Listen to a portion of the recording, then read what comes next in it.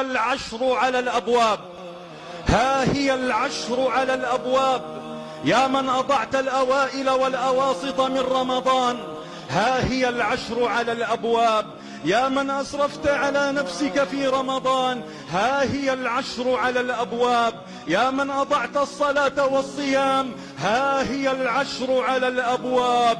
يا أيها المسلمون، العشر على الأبواب. يا أهل الصلاة أقبلوا، يا أهل الصيام أقبلوا، يا أهل التهجد أقبلوا، يا أهل الزكاة أقبلوا، فنحن مقبلون على العشر، فهي خير ليالي الدنيا.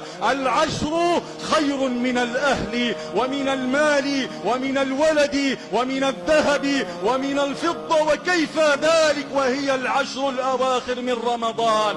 القرآن الكريم، القرآن الكريم كلام رب العالمين. القرآن طبيب القلوب، القرآن كلام علام الغيوب. هذا القرآن، هذا القرآن نزل في هذه الأيام. إنا أنزلناه في ليلة القدر، وما أدراك ما ليلة القدر. ليلة القدر خير من 1000 شهر، تنزل الملائكة والروح فيها. قال ابن عباس: والروح هو جبريل. جبريل جبريل أمين السماء وأفضل الملائكة. بعد ساعات سوف ينزل جبريل. جبريل سوف ينزل في العشر على الأرض يا عباد الله.